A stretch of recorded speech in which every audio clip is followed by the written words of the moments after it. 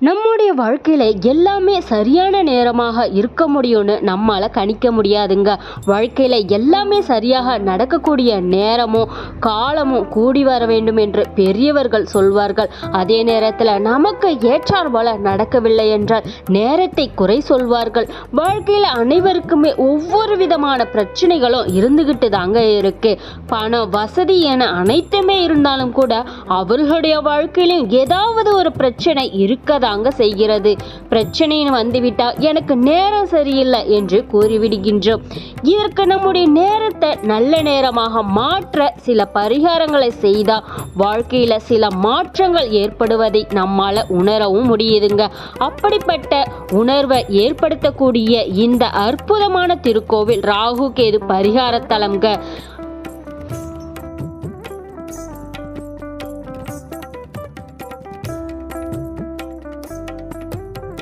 ஆமாங்க, அப்படி நம்ம தேடி வந்த இந்த தலம் கெட்ட நேரத்தை சரி செய்யும் ராகு கேது பரிகார தலம் ஏரிக்கரை கைலாசநாதர் திருக்கோவிலுங்க. காஞ்சிபுரத்திலிருந்து வந்தவாசி செல்லும் சாலையில் 5 கிலோமீட்டர் தொலைவில் அமைந்துள்ளது.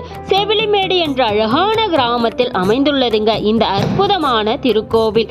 இந்த கோவிலுக்கென தனித்துவமானது மேற்கு நோக்கி சிவபெருமான் இங்கு காட்சியளிக்கின்றார்.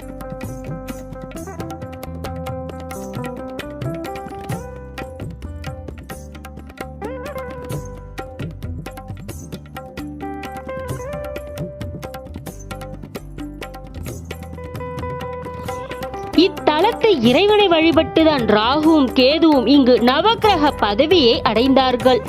தல புராணத்தின்படி பார்க்கடலை கடைந்து அமுதத்தை அசுரர்கள் கையில் கிடைக்காமல் மகாவிஷ்ணு மோகினி அவதாரம் எடுத்து அசுரர்களை மயக்கி அமிர்தத்தை தேவர்கள் மட்டுமே சாப்பிடும்படி செய்தார். ஆனால் ஸ்வர்ணபானு என்ற அசுரன் அமிர்தம் சாப்பிடும் ஆசையில் தன் உருவத்தை தேவர்கள் போல் மாற்றி சூரியனுக்கும் சந்திரனுக்கும் இடையே அமர்ந்து கொண்டு அமிர்தத்தை வாங்கி பருகிவிட்டார். இதனை சூரியனும் சந்திரனும் கண்டுபிடித்து விட்டார்கள். விஷ்ணுவிடம் முறையிட்டார்கள். விஷ்ணு ஸ்வர்ணபானுவின் தலையை வெட்டினார். அமிர்தத்தை சாப்பிட்டதால் இறக்கவில்லை அந்த அசுரன்.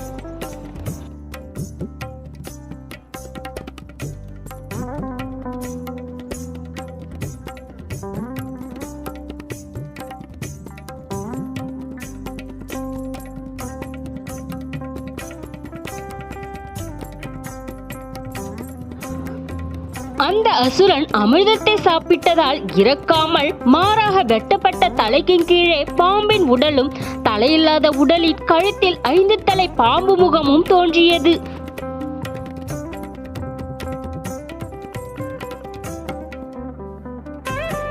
இப்பொழுது அந்த அசுரன் 2 உயிர்களாக மாறியுள்ளார்கள். இவர்களே ராகு கேது என்று அழைக்கப்பட்டார்கள்.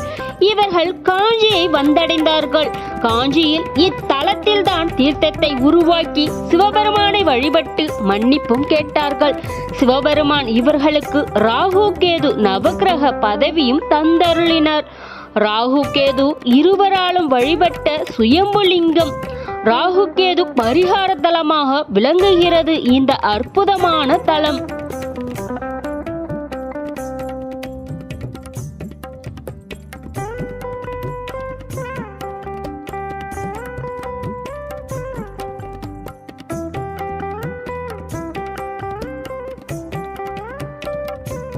பிதிர் தோஷம், களத்திர தோஷம் போன்றவை நீங்க இங்குள்ள சுவாமிக்கு அபிஷேகம் செய்து அர்ச்சனை செய்து வழிபட வேண்டும்.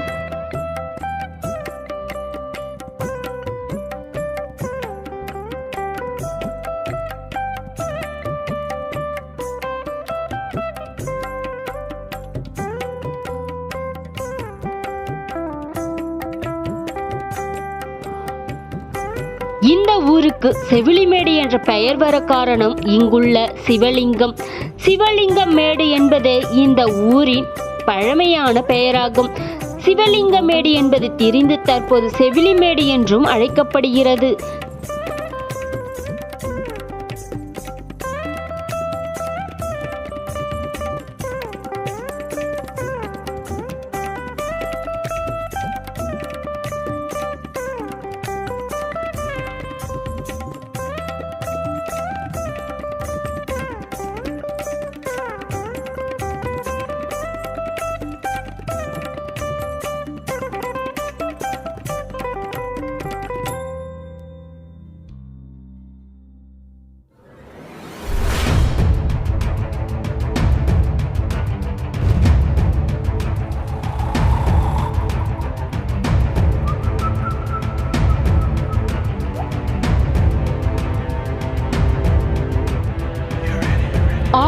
பின்புறத்தில் கண்ணை கவரும் வண்ணம் அழகான திருக்குளம் இங்கு அமைந்துள்ளது.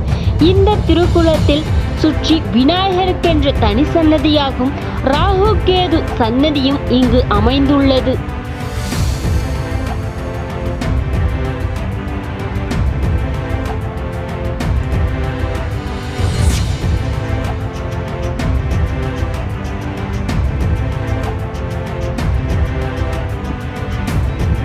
இந்த ஆலயமானது கிபி 12ஆம் நூற்றாண்டில் சோழர் காலத்தில் கட்டப்பட்டதாகவும் கூறப்படுகிறது.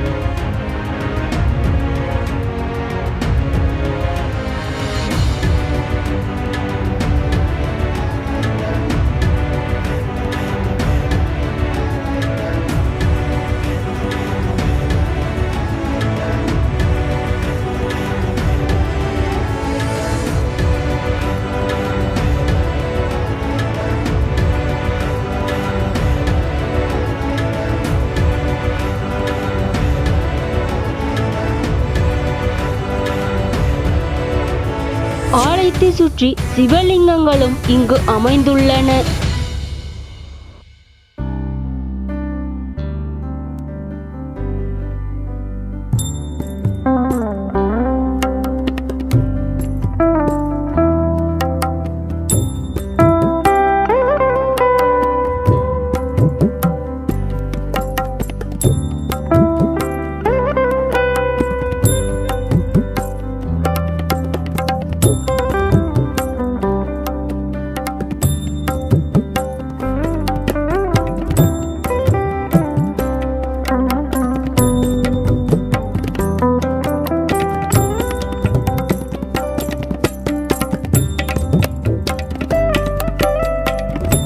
ஆலயத்தின் மூலவர் 16 பட்டைகளுடன் கூடிய மிகப்பெரிய லிங்க திருமேனியாக இங்கு காட்சியளிக்கின்றார்.